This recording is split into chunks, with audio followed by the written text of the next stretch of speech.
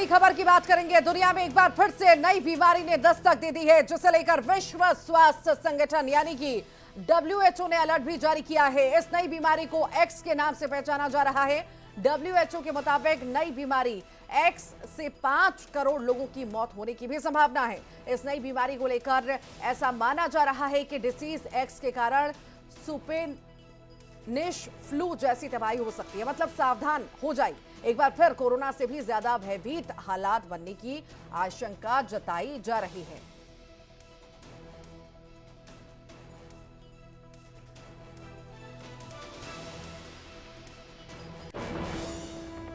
तो एक्स नाम की बीमारी ने दस्तक दी है। WHO ने कहा है सावधान रहने की बहुत ज्यादा जरूरत है।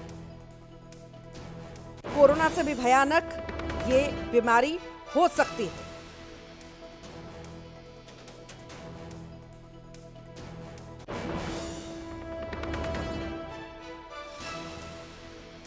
ये बड़ी खबर की इस वक्त हम बात कर रहे हैं। नई बीमारी की एंट्री हो चुकी है और आने वाले दिनों में लगभग 5 लाख लोगों की मौत का दावा भी इसमें किया गया है। इस बीमारी को नाम एक्स दिया गया है। WHO ने सभी को अलर्ट रहने की हिदायत भी दी है।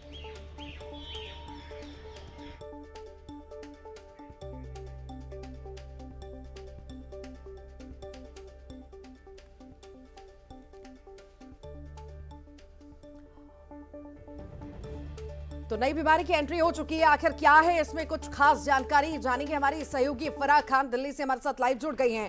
फरहा, नई बीमारी की एंट्री कोरोना के बाद अब हुई है। WHO ने इससे नाम एक्स दिया है, अलर्ट भी जारी किया है। आखिर क्या है ये बीमारी और क्या है इसके बारे में जानकारी, विस्तार से बताइए।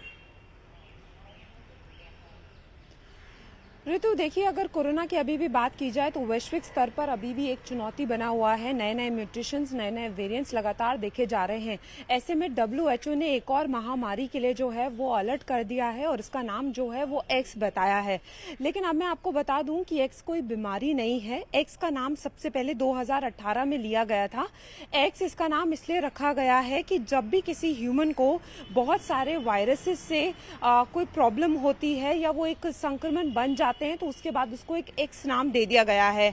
अब सर्विलेंस पे जो है वो 25 वायरस की फैमिलीज को जो है वो रखा गया है, जिससे पता चले कि किस तरीके की म्यूटेशन हो रहे हैं, ताकि इस बीमारी का पता लगाया जाए। तो साफ तौर पर ये जो अलर्ट पहले से दिया गया है वो इसलिए दिया गया है क्योंकि अगर ये बीमारी जो नई एक संक्रमण बनती है तो ये कोरोना से ज्यादा घातक होगी और 5 करोड़ लोग जो हैं वो इसका शिकार होंगे और लाखों मौतें हो सकती हैं। तो पहले से ही लोगों को जो है वो अलर्ट पे रहना है, सावधानी जो है वो पूरी तरीके से बरतनी है। साफ तौर पे मैं आपको बता दूं कि जो अभी साइंटिस्ट हैं उनका भी ये कहना है कि जो 25 वेरिएंट्स हैं जिनको इन्होंने सर्विलेंस पे रखा है और जो अभी म्यूटेशंस देख रहे हैं कि किस तरीके से म्यूटेशंस उनमें हो रही हैं, उसके लिए अभी लोगों को वैसे ही बचाव करना, पैनिक होने की जरूरत नहीं है। लेकिन अभी हमने जिस तरीके से देखा, निफा वायरस है या मंकी पॉक्स का जो क्लैड 9 वेरिएंट, तो काफी सारे म्यूटेशंस हो रहे हैं। ऐसे में लोगों को अपना बहुत ज्यादा ध्यान रखना है। सैनिटाइजेशन की बात की जाए या अगर किसी को बार बार जो है वो फीवर आ रहा है या इम्यूनिटी की प्रॉब्लम हो रही है तो डॉक्टर को संपर्क करें और ऐसे वायरसेस से अब बचने की बहुत ज्यादा जरूरत है। देखिए, WHO का जो ये अलर्ट है ये अपने आप में एक बहुत बड़ी चिंता सबके लिए पैदा कर रहा है। और जैसे मैंने बताया 25 वेरिएंट्स ऐसे हैं या वायरसेस की हम बात करें जिन पे लगातार जो है वो निगरानी बनी हुई है और इससे पता चलेगा ये कितना घातक हो सकते हैं। तो अभी के लिए साफ तौर पर अलर्ट जारी कर दिया गया है और इस पर भी लोगों से कहा गया है कि वो विचार करें कि पूरी तरीके से देखा जाए ट्रैवल हिस्ट्री क्या है और अभी से जो है वो मॉनिटरिंग और सर्विलेंस की जरूरत पड़ेगी ताकि आगे चलकर एक चुनौती ना बने। क्योंकि जैसे मैंने शुरुआती दौर में जिक्र किया कि अभी भी कोरोना जो है वो वैश्विक स्तर पर एक चैलेंज बना हुआ है। तमाम म्यूटेशंस हमने देखे और अभी भी अगर हम एरिस की बात करें 5.1 की, तो वो एक लगातार चुनौती है सबके लिए क्योंकि लगातार उसके मामले बढ़ते जा रहे हैं। तो ऐसे में अगर एक और वायरस और जिसको महामारी बताया जा रहा है और उसमें ये भी आशंका जताई जा रही है कि 5 करोड़ से ज्यादा लोग जो है वो संक्रमित होंगे और लाखों लोगों की मौत हो सकती है। तो इस पर अभी से जो है अलर्ट जारी कर दिया है, था कि कोरोना के समय कितना चैलेंजिंग था वो समय, चाहे आम लोगों के लिए हो, चाहे सरकार के लिए हो, चाहे स्वास्थ्य विभाग के लिए हो। क्या लगता है आखिर कितना चैलेंजिंग इस बार होगा? जिस तरह से डब्ल्यूएचओ बातें कर रहा है कि नहीं इतनी मौतें हो सकती हैं और ये भयानक भी हो सकता है, आखिर स्वास्थ्य विभाग इसके लिए कितना तैयार है और कितना चैलेंजिंग ये स्वास्थ्य विभाग के लिए होगा? देखिए, चैलेंजिंग ज़रूर हो सकता है, लेकिन मैंने जैसे आपको पहले से बताया कि पहले से जो है स्वास्थ्य विभाग वो अलर्ट पर है।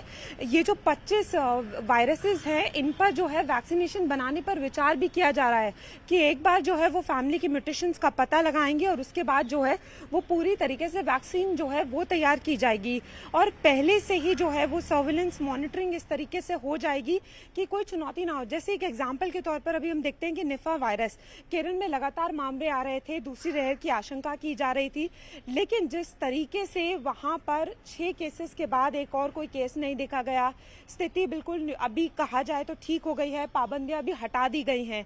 तो इस बार कोई भी संक्रमण हो, चाहे वो हम मंकी पॉक्स की बात करें, जैसे ही पता चला कि क्लैड 9 वेरिएंट मिला है तो उस पर भी मॉनिटरिंग बहुत ज्यादा होने लगी है। तो देखिए, स्क्रीनिंग की जरूरत शुरू से ही है, शुरू लेवल से स्क्रीनिंग की जाए, मॉनिटरिंग की जाए और सबसे ज्यादा जरूरी ये भी है कि वायरसेस के जो म्यूटेशन हैं उनको लगातार मॉनिटर किया जाए, क्योंकि अब ये देखा जा रहा है कि नए नए वेरिएंट्स जो हैं वो लगातार सामने आ रहे हैं और कई बीमारियां तो ऐसी हैं जिसका अभी पता नहीं चल पा रहा है। इसलिए इसका नाम एक्स डिजीज दिया गया है, क्योंकि 2018 में इसको पहली बार यूज किया गया था और एक्स डिजीज कोई बीमारी नहीं है।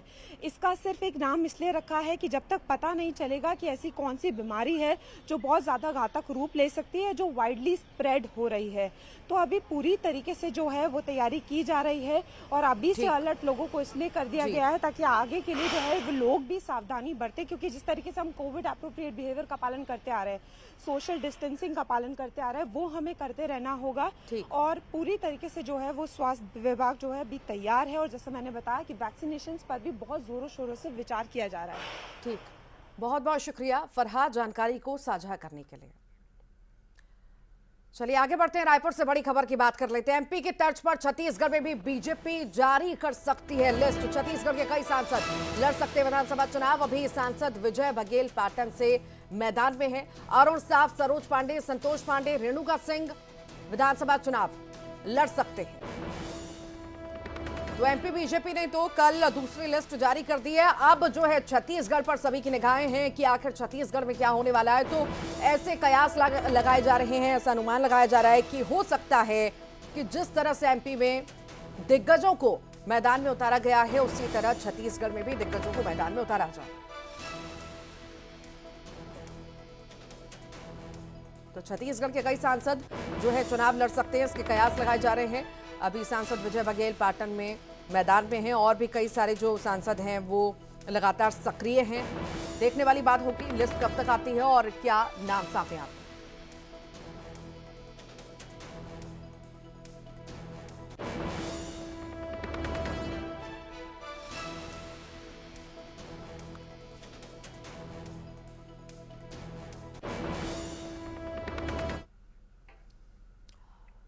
मध्य प्रदेश विधानसभा चुनाव को लेकर बीजेपी ने कैंडिडेट्स की दूसरी लिस्ट जारी कर दी है। इसमें 39 सीटों के लिए प्रत्याशियों के नामों का ऐलान किया गया है। खास बात यह है कि बीजेपी ने इस लिस्ट में 3 केंद्रीय मंत्रियों को टिकट दिया। इनमें मुरैना की दिमनी सीट से नरेंद्र सिंह तोमर, नरसिंहपुर से प्रहलाद पटेल और निवास से फग्गन सिंह कुलस्ते को प्रत्याशी बनाया गया है। बीजेपी अपने 4 सांसद को भी विधानसभा चुनाव लड़ा रही है। जबलपुर पश्चिम से राकेश सिंह, सतना से गणेश सिंह, सीधी से रीति पाठक और गाडरवारा से उदय प्रताप सिंह को प्रत्याशी बनाया गया है। बीजेपी महासचिव कैलाश विजयवर्गीय को इंदौर विधानसभा 1 से टिकट दे चुकी है। छिंदवाड़ा से विवेक बंटी साहू को उतारा गया। खास बात यह है कि इनमें से 36 सीटें ऐसी हैं जहां पिछली बार साल 2018 के चुनाव में पार्टी हार गई थी। हालांकि यहां के वर्तमान विधायकों का टिकट बीजेपी ने काट दिया है। इससे पहले भी बीजेपी ने अपनी पहली सूची में 39 उम्मीदवारों के नामों की घोषणा की थी।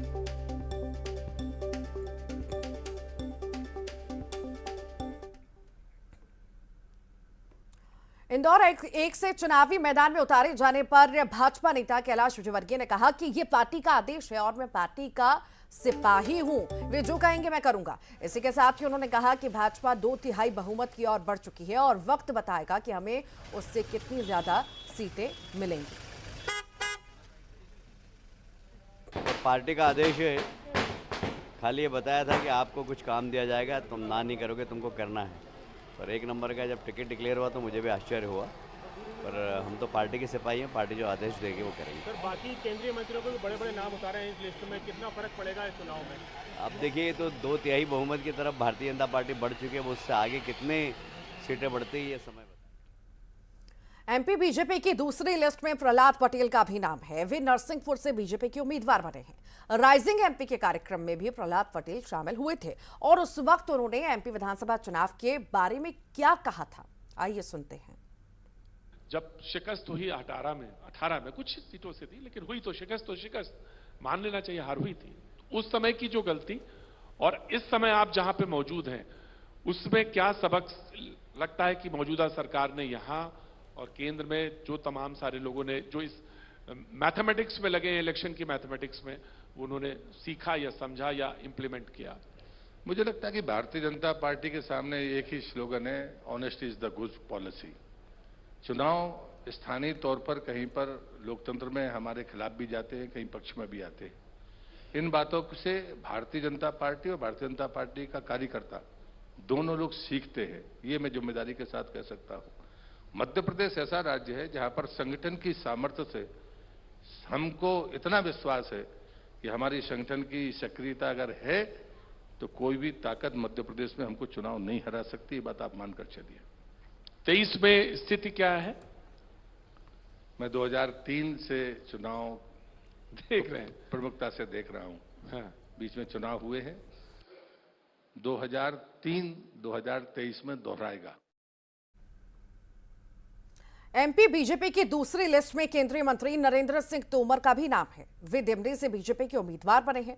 राइजिंग एमपी के कार्यक्रम में भी नरेंद्र सिंह तोमर शामिल हुए थे। उस वक्त उन्होंने एमपी विधानसभा चुनाव के बारे में क्या कहा था, आइए सुनते हैं। मध्य प्रदेश में चुनाव प्रबंधन की एक महत्वपूर्ण जिम्मेदारी आपको दी गई है, तो बीजेपी को जीत दिलाने के लिए नरेंद्र सिंह तोमर का फॉर्मूला क्या है? मैं भारतीय जनता पार्टी का कार्यकर्ता हूं, इस पर मुझे गर्व है।